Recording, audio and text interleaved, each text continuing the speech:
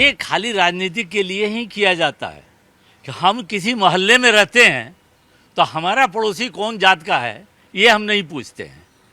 और ये जो चीज़ें हैं ये पब्लिक को भटकाने की चीज़ें हैं। जो मेन चीज़ें हैं, जो मेन चीज़ का आकलन होना चाहिए, सर्वेक्षण होना चाहिए कि हमारे यहाँ कितना बेटर स्कूल हैं, कितना बेटर कॉलेज हैं, कितना बेटर प्राइमरी हेल्थ सेंटर है, कितने हॉस्पिटल्स हैं, कितनी जो हमारे यहाँ जो सरकारी गल्ले की दुकानें हैं उनकी एफिशिएंसी कितनी है, कितने हमारे यहाँ अनएम्प्लॉयड यूथ हैं, कितने हमारे यहाँ एनिमल्स हैं, कहाँ पर वाटर की कितनी ज़रूरत है, स्वच्छ वाटर की कितनी ज़रूरत है, कहाँ पर जो पानी आता है वो कहाँ डिस्चार्ज होता है, ये सब का सर्वेक्षण नहीं करा के और ये आर्थिक आधार पर ये सर्वेक्षण होना चाहिए था कि कितने यहाँ मेरे समर्थ लोग हैं, कितने मेरे यहाँ असमर्थ लोग हैं, वो सारे चीज़ों पर कभी आकलन किया नहीं जाता है। ये चीप तरीके से एक ला दिया जाता है जातीय जनगणना, उसके बाद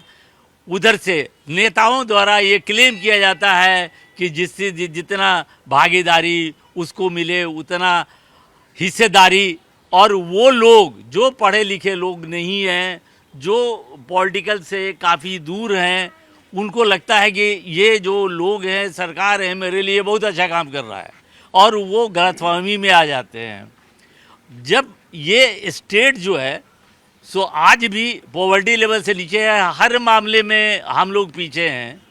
जब बाकी अदर स्टेट्स बंगलोर, पूना, हैदराबाद, ये सारे बॉम्बे, ये सारे स्टेट्स अपने यहाँ आईटी इंडस्ट्रीज लगा रहे थे, आईटी हब लगा रहे थे, इंजीनियरिंग कॉलेज खोल रहे थे, आईटी सेंटर खोल रहे थे, तो हमारे यहाँ क्या खुल रहा था, बिहार में क्या खुल रहा था, चरवाहा विद्यालय, एंड उसकी पॉपुलरिटी हो रही थी, उसके ऊपर सारे पैसे खर्चे हो रहे थे।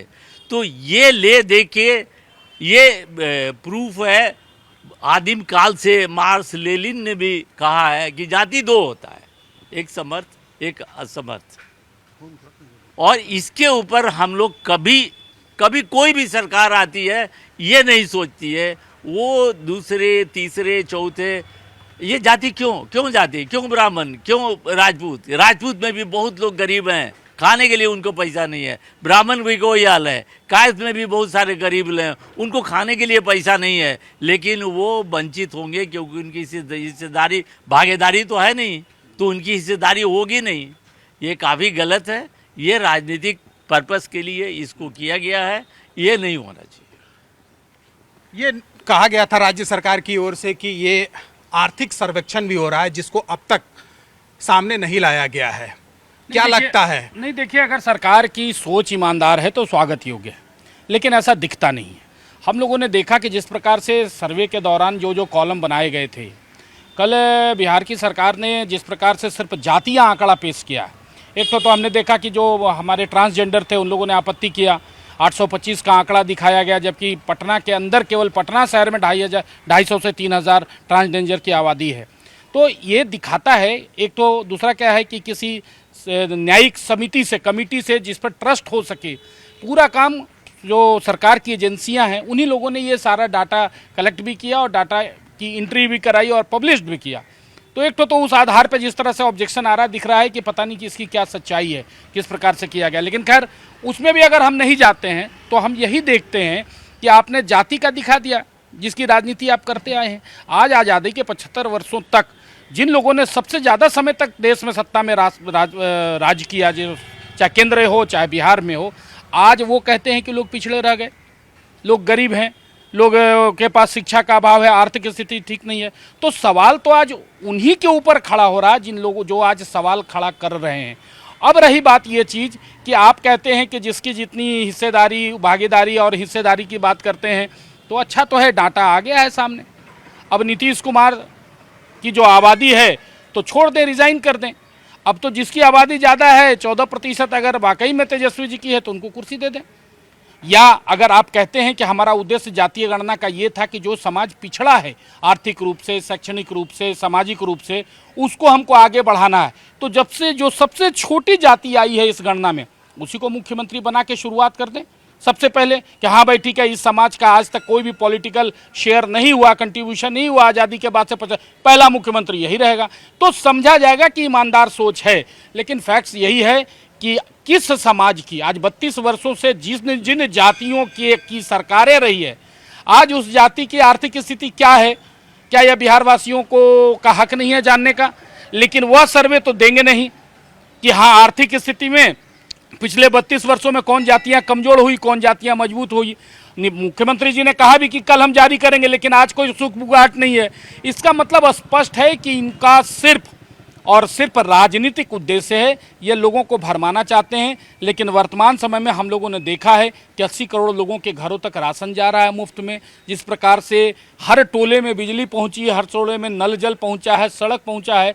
मुझे लगता है कि जब सबका साथ सबका विकास की बात आ रही है, तो ये जो जाति के नाम पर राजनीति करने वाले लोग हैं, उनकी दुकान बहुत जल्दी बंद हो जाएगी। कांग्रेस की तरफ से ये कहा गया है कि बिहार में जो ये जाति आधारित गणना सामने आया है, उसके बाद से 3 डिप्टी सीएम होना चाहिए। क्या ये मांग सही है? आप किस तरह से इसको देखते हैं? व्यक्तिगत रूप से मेरा मानना है कि एक तो ये जातीय जनगणना को आउटराइट रिजेक्ट कर देना चाहिए समाज को। इस पर समाज में और बटेगा और बंटवारा होगा, समाज में और वैमनस्य फैलेगी, समान और विभाजित होगा। और समाज में 2 ही जाति है, एक अमीर है, एक गरीब है, एक सक्षम है, एक अक्षम है। इन बातों को न ध्यान में रखकर हर पार्टियां, वो कोई पार्टी हो, सत्ता में हो न हो, सब राजनीति करती है और सब जाति के आधार पर ही राजनीति करती है। टिकट देने के समय में जातीय खोजा जाता है, टिकट देने के टाइम में जात खोजा जाता है, वो हर पार्टी खोजती है। हम बोलने के लिए जो भी बोल दें, लेकिन हर पार्टी टिकट के आधार पर जाति खोजती है, उसी जाति को टिकट दो, वहाँ से वो जीतेगा। ये जाति जनगणना जो है, ये समाज को बांटने के लिए, हम करें, आप करें, कोई करे। हम आज विरोध करें, कल हम उसका सत्ता में आएंगे उसका पक्ष करेंगे। जो सत्ता में जाएगा वो अपने मन की बात करेगा, अपना उसका कैसे होगा वो उस हिसाब पर बात करेगा। टिकट देने के टाइम में जाति खोजेगा सब जगह। ये ईमानदारी से यदि कहा जाए तो सबको स्वीकार करना चाहिए। ये जाति जनगणना को रिजेक्ट कर देना चाहिए और समाज में अगड़े और पिछड़े की बात छोड़ देनी चाहिए। सक्षम और सक्षम की बात करनी चाहिए, अमीर और गरीब की बात करनी चाहिए। उसके आधार पर यदि आप सर्वे कराते हैं तो आप सर्वे कराइए, सब स्वागत करेंगे उसका। नहीं, क्या कह रहे हैं इसमें जाति गणना तो है ही उद्देश्य वही, इसलिए अगर जाति के आधार पर टिकट देते हैं तो उसमें बुराई नहीं, मैं नहीं मानता कि उसमें कोई बुराई है। लेकिन आइसक्रीम खुद चाबी है, मतलब मुख्यमंत्री तो हम ही रहेंगे और लकड़ी जो है उसका डंटी वो सबको बांटते चलिए। तो ये बेवकूफ़ी अब बिहार की जनता समझ गई है। अगर आप वाकई में जाति को बढ़ाना चाहते हैं तो करके पहले दिखाइए ना। पहले मुख्यमंत्री और उप मुख्यमंत्री की कुर्सी तो छोड़िए, लेकिन उस पर तो कुंडली मार के बैठेंगे और दिखाएंगे कि हम बड़े जाति के हितैषी हैं। यह मुद्दा सबसे बड़ा यही है। अब ये हिस्सेदारी और भागीदारी की बात हो रही है, आप कितने % वाले हैं? देखिए, हम तो संभवतः 0% वाले हैं, क्योंकि गणना जो ये हुई है यह जाति आधारित तो है ही नहीं, यह राजनीति आधारित है। और इस गणना में जो भी व्यक्ति एक परिवार विशेष से जुड़ा हुआ नहीं है, व्यक्ति विशेष से जुड़ा हुआ नहीं है, जाति विशेष से जुड़ा हुआ नहीं है, उसके लिए 0% आरक्षण है, उसकी संभावना 0% है आगे बढ़ने की, आगे जाने की। और ये एक बात पूरी तरह से जान लिया जाए कि यदि अगर उनकी नीयत ऐसी होती तो वो अपने ही परिवार के लोगों को आगे क्यों बढ़ाते, अपने समाज के लोगों के बारे में आगे बात करते कि उनको आगे लाया जाए। भाई मेरा परिवार तो आगे बढ़ चुका, हमारे समाज से ही अन्य लोग आगे बढ़े। लेकिन नहीं, वो ऐसा नहीं कर रहे हैं। और ऐसा नहीं कर रहे हैं क्यों? क्योंकि उनकी नीति अच्छी नहीं है, उनकी नीयत अच्छी नहीं है। और नीति अच्छी नहीं हो तो काम खराब होता है, नीयत अच्छी नहीं हो तो अंजाम खराब होता है। इनका तो दोनों ही खराब है, इसलिए इनका काम और अंजाम दोनों ही खराब होने वाला है। यह बात, ये गांठ बांध लें। और ये समाज में बेमनस्ता बढ़ाने की बात हो रही है। आज ये जातियों के आधार पर बांट रहे हैं, कल क्षेत्र के आधार पर बांटेंगे, कल तो क्षेत्रवाद की बात होगी। अभी आरक्षित लोग मांगेंगे कि हमारे लिए अलग जगह दे दो, कुछ अनारक्षित लोग मांगेंगे कि हमारे लिए अलग जगह दे दो। तो पिछड़े लोगों के लिए कहाँ जगह देंगे? सवर्ण को कहाँ देंगे? अति पिछड़ा को कहाँ देंगे? दलित को कहाँ देंगे? पसमानदा को कहाँ देंगे? मुसलमान को कहाँ देंगे? तो ये सभी को जगह भी दे करके बांटेंगे क्या? दिलों में जगह देने के बजाय आप जगह जगह पे उनको अलग अलग बैठा रहे हैं। ये क्या कर रहे हैं? यह राजनीति नहीं है तो क्या है? इस पर विचार करें और इस विभाजन की नीति से परहेज करें और समाज को एक करने का बात करें, न कि तोड़ने का बात करें। समाज में इसका क्या असर पड़ेगा? समाज में इसका असर बहुत ही बुरा पड़ेगा। जो मिल्लत थी लोगों के बीच में, अब उसमें विभाजन होगा, और यही कारण भी है। मुख्य वजह राजनीतिक है, और उसके पीछे यही वजह है कि इन लोगों को विभाजित कर दो। अभी एक और हमको बोलना चाहिए कि नहीं, जैसे कि मुसलमान वोट एक तरफ हो गया है, अब एक राजनीति खेली जा रही है कि हिंदुओं का वोट कैसे बांटें। तो बांटो और राज करो, ये तो अंग्रेज़ों के समय से चला आ रहा है, और यही काम अभी फिलहाल जो सरकार है वो कर रही है। ये तो जनगणना तो था भी नहीं, कोर्ट ने तो सर्वे का ऑर्डर दिया था। जाति जनगणना माने ये बात आ रही है हर जगह, न्यूज़ में, इसमें उसमें। और पूर्व के वक्तावे ने भी बताया कि मुख्य मुद्दा क्या होना चाहिए, कैसे गरीब लोगों को आगे बढ़ाया जाए, उनका उत्थान किया जाए। क्या क्रीमी लेयर का बात होगा? जो उन लोगों को मिल चुका है आरक्षण, और जो लोग एक हैसियत में पहुंच गए हैं, क्या वो इस आरक्षण को छोड़ेंगे? इस पर भी आना चाहिए बात। तो मैं बस यही कहूँगा, ये शुद्धता राजनीतिक है। राजनीति इलेक्शन जीतने का तरीका है, राजनीतिक लोग राजनीति करते हैं, इसमें कोई दिक्कत नहीं। लेकिन लोगों को बांट के, जात पात में आपस में झगड़ा करा के, ये राजनीति किसी भी देश और राज्य के लिए अच्छी बात नहीं होगी। क्या ये सिर्फ खालिश राजनीति है, या फिर समाज में कुछ लोगों को इससे फायदा भी पहुंचेगा, ये जातिगत आधारित जो गणना हुई है इससे? पहली बात तो ये है कि जातिगत जो जनगणना हुई है, जनगणना नहीं गणना हुई है, वह हमें लगता है पूरी तरह से फर्जी है। कारण कम समय में आंकड़े उपलब्ध हो जाना ये संभव नहीं है। जनगणना होती है, सरकार 10 साल में एक बार करवाती है भारत सरकार, उसके आंकड़े, और इसमें आर्थिक सामाजिक स्थिति क्या है, आर्थिक स्थिति क्या है, ये सब तो पता ही नहीं किसी के पास। केवल आंकड़े दे दिए कि भाई इस जाति का इतना, इस जाति का इतना, ओबीसी इतना, जनरल इतना, मुसलमान इतना। ठीक है, आज इसकी आवश्यकता बिहार को नहीं थी। बिहार को आज आवश्यकता थी, इंफ्रास्ट्रक्चर क्षेत्र में कुछ चीज़ें हो चुकी थी, 2 सेक्टर ही बाकी है, शिक्षा का और स्वास्थ्य का। आज गरीब के व्यक्ति के घर में कोई बीमार हो जाता है तो उसका जो भी ज़मीन है, चाहे उसका जो भी पैसा है बचा हुआ है, वो सारा बिक जाता है, उसका सारा ख़त्म हो जाता है। उसको इलाज में आवश्यकता थी कि एक अच्छे इलाज की व्यवस्था देने की सरकार को, एक अच्छे शिक्षा की। आज शिक्षा का स्थिति क्या है? लोग यहाँ से पलायन कर रहे हैं, किस लिए? भाई अच्छी शिक्षा के लिए। यहाँ से जा रहे हैं दक्षिण भारत की ओर, विदेश जा रहे हैं। यहाँ शिक्षा का उस तरह का माहौल नहीं है। आपका पैसा बाहर जा रहा है, आपका युवा बाहर जा रहा है, आपकी जो श्रम शक्ति है वो बाहर जा रही है, आपका जो क्या कहते हैं, आप में जो क्षमता है वो बाहर जा रही है। आज आवश्यकता है इस चीज़ की। ये जातीय की जनगणना के चक्कर में से क्या मिलेगा? ये जितनी जिसकी हिस्सेदारी उतनी भागीदारी, ठीक है, मिल जाएगा उससे क्या हो जाएगा? आज स्थिति क्या है, वस्तुस्थिति क्या है बिहार के अंदर? मान लिया अगर सबसे ज़्यादा केस कोई पेंडिंग है तो जाति में, दूसरा जात का नहीं है। हम जिस जात के हैं और अगले ये भी उसी जात के हैं, तो केस इसी दोनों में है। मैक्सिमम केस 70% केस इसी में है, जाति में। कोई व्यक्ति दहेज प्रथा जो है आज बिहार में, दहेज है ना, उसको ख़त्म कर दे। किस में है? जाति में दहेज है। एक जाति से दूसरे जाति में शादी होती है, इसी में दहेज है। इसको ख़त्म करने का, इसको समाप्त करने का आवश्यकता है। इससे क्या मिलेगा? को पॉलिटिकल कुछ अप्रोच, मान लिया 2 सीट 4 सीट किसी जाति का बढ़ जाएगा, उससे क्या हो जाएगा? लोकसभा विधानसभा में क्या होने जाने का है?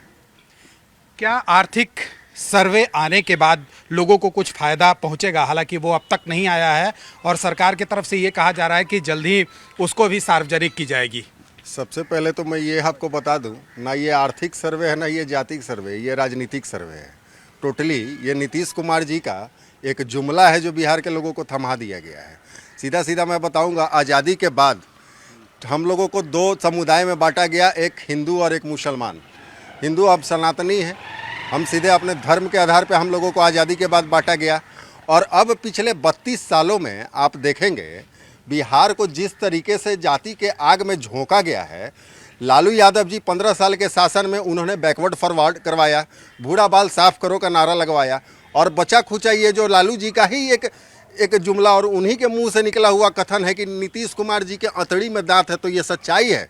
ये बिहार के लोगों को जिस तरीके से जाति के आधार पर बांट रहे हैं, दलित महादलित, पिछड़ा अति पिछड़ा, फॉरवर्ड बैकवर्ड, ब्राह्मणों को राजपूत से लड़वाओ, राजपूतों को भूमियार से लड़वाओ, भूमियारों को कास्ट से लड़वाओ, ये क्या है? What is this? मुझे ये लगता है इन सब चीज़ों की बिहार के लोगों को ज़रूरत नहीं है। यहाँ के लोगों को ज़रूरत है हर जातीय स्तर पे, हर वर्ग के आधार पे, आर्थिक आधार पे उनका सर्वे हो, कौन गरीब है कौन अमीर है, हर जाति में हर तकबे में लोग गरीब और अमीर हैं। ये पूरा का पूरा फ्लॉप है और मैं आपको बता रहा हूँ ये पूरा राजनीतिक स्टंट है। इसको एक नीतीश कुमार जी ने अपने लिए एक हथियार बना के उन्होंने और लालू जी ने इलेक्शन के पहले बस एक हथियार बना के आप लोगों के सामने पेश किया है, जिसको बिहार की जनता पूरे तरीके से इसको नकारेगी और उन लोगों को कड़ा तमाचा लोकसभा और विधानसभा चुनाव में करारा जवाब देगी। ये कहा जा रहा है कि ये मंडल कमंडल पार्ट 2 है, क्या ये सच है? नहीं, ये जो अभी जो जातीय गणना कर रहे हैं, ये गणना केवल हम लोग में विद्वेष फैलाने के लिए, अपने फायदा, अपनी विफलता को छिपाने के लिए ये किया गया है, इनका काम है। ये जो सरकार पूरी तरह से विफल है हर मामले पर, चाहे वो क्राइम लेवल हो, आज देख लीजिए क्राइम का क्या लेवल है। एक तगमा लिए हैं सुशासन बाबू का, लेकिन क्राइम का लेवल देख रहे हैं आप, कहीं कोई डेवलपमेंट नहीं है, रोड की वही स्थिति है, पढ़ाई की वही स्थिति है, सब कुछ है। तो अपनी विफलता को छिपाने के लिए ये कर दिए हैं कि हाँ एक जातीय गणना कर दो, आर्थिक स्थिति पे गणना करके अब देख लें कौन कहाँ पर है, किसकी क्या स्थिति है और क्या भागीदारी होगी, समझ में आ जाएगा। ये केवल अपनी विफलता को छिपाने के लिए और कुछ नहीं है। भागीदारी और हिस्सेदारी की बात जो है वो काफ़ी तेज़ी से अब कल शाम से शुरू हो गया है। क्या आने वाले दिनों में इसका असर कुछ पड़ेगा? असर तो पहले से भी था। हम लोग तो फॉरवर्ड जाति से हैं, भूमियार जाति से हैं, और जहाँ तक हमारा ये गन्ना का सवाल है, हमको तो लगता है ये टोटली फर्जी है, क्योंकि हम गांव से बिलोंग करने वाले लोग हैं। हमारे खुद के फैमिली में 55 लोग हैं जो बिहार में मात्र 21 लोग हैं, बाकी रोजी रोटी के लिए कोई अदर स्टेट में है, लेकिन अभी भी उनका वोटर आईडी कार्ड हमारे गांव से है, ज़मीन का रसीद हमारे गांव से है, और उनकी गणना तो हुई ही नहीं। तो सीधे ये फर्जी है, वो कहाँ गए, उनकी गणना होगी कि नहीं। जहाँ तक एक और सवाल है कि इससे पहले जो भारत सरकार ने जातीय गणना गणाई थी वह बिहार झारखंड एक था, उसमें सिर्फ 51 जातियाँ थी। इस बार 126 जातियाँ। क्या जातियाँ उत्पन्न होती है? और कुछ जातियां तो ऐसी है जिसकी बिहार में संख्या मात्र 37 है। आपको हंसी आएगी ये गणना देखकर। आज के पेपर में देखिए, आपको एक नट समुदाय की गणना सिर्फ 27 लोग हैं पूरे बिहार में। ये कैसी गणना है हमें पता ही नहीं चल रहा है। ये गणना है या सिर्फ एक कमाने का साधन बना दिया गया है। इसको टीचरों को इन्वॉल्व कर दिया जाता है गणना में। लोग परेशान हैं, घर में बैठ के एक दरवाजे पर बैठ के गणना कर लेते हैं। ऐसी गणना होनी चाहिए? नहीं होनी चाहिए। और जहाँ तक राजनीति का सवाल है, पब्लिक होशियार हो गई है, मूर्ख नहीं है। जनता पढ़ी लिखी है, चाहे वो हर एक जाति में हो, जादव में हो, कुर्मी में हो, हर एक जातियों में लोग पढ़े लिखे हैं। न तेजस्वी जी से कोई बड़गलाएंगे, न लालू जी से बड़गलाएंगे, न नीतीश जी से बड़गलाएंगे। जनता अब जानती है और जनता सही समय पर सही निर्णय लेगी। क्या आने वाले दिनों में इस जातिगत आधार पर जो गणना हुई है इसका कुछ फायदा लोगों को मिलेगा? देखिए, गुजरात में कौन सा जातीय गणना हुआ, महाराष्ट्र में कौन सा जातीय गणना हुआ, पंजाब में कौन सा जातीय गणना, आज जो भारत के जो डेवलप्ड स्टेट हैं वहाँ कौन सी जातीय गणना हुई है। इससे जातीय गणना से बहुत ज़्यादा डेवलपमेंट हो जाएगा। ये अगर कोई फॉर्मूला दे रहा है तो मुझे लगता है वो बिहार की जनता को बेवकूफ़ बना रहा है।